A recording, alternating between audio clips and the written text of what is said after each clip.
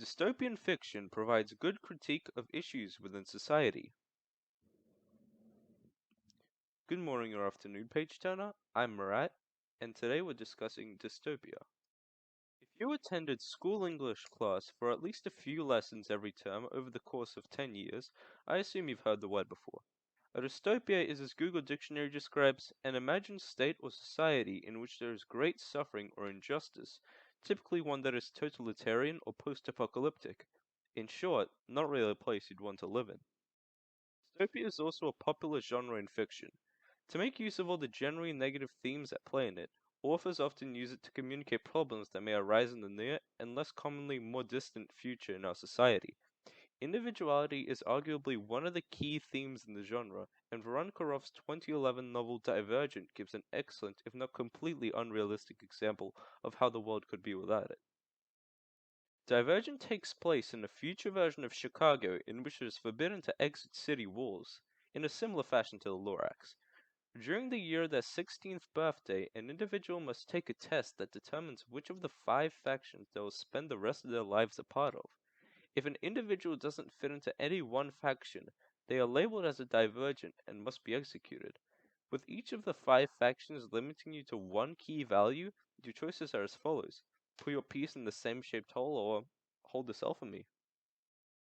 And this is a generous system compared to Margaret Atwood's 1985 novel, The Handmaid's Tale, in which only wealthy men can live normal lives and women are reduced to what are essentially wombs that do chores. It's even shown that they can get their mouths sewn shut for daring to speak out about it. And although dystopia is a term reserved mainly for fiction, there are a couple great real-world examples of what I like to refer to as pseudo-dystopias. Take North Korea for example. From birth, a citizen is stripped of most basic human rights, has to ration just one single tube of toothpaste for an entire year, is paid less than dirt, and can only choose one of three television channels. Not to mention the power gets cut every evening. And those examples are only the best of the worst. If I didn't know any better, I would say North Korea is a worse society than the one in Divergent. With minimum research of this topic, you would find a number of patterns with all dystopian societies. Whether it's the Republic of Gilead, Divergent Chicago, North Korea, or even Thneedville, all have a minimum of one similarity. Everyday citizens have a lack of individuality. And although some dystopias do take this to what seems to be a fictitious extreme, these exaggerations may not be so exaggerated at all. Sometimes, what is written in a dystopian novel may be even better than the reality in certain unnamed countries. Though an example such as the one I just described may seem to be exceptionally rare, even so I think it's pretty safe to say that many dystopian novels do provide metaphorically realistic criticisms of what is happening beyond the page. What I found interesting while researching this topic was how every dystopia is from someone's perspective a utopia, which is, and I quote Google Dictionary, an imagined state or place in which everything is perfect.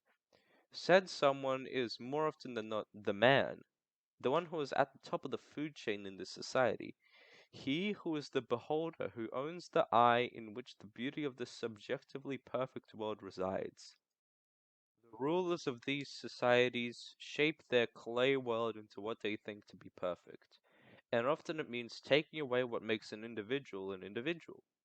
Even though too many cooks spoil the broth, rejecting food is simply impolite. Just take a look at China. I'm getting off topic. Also, I've been found out. Thank you for your attention. Till next time.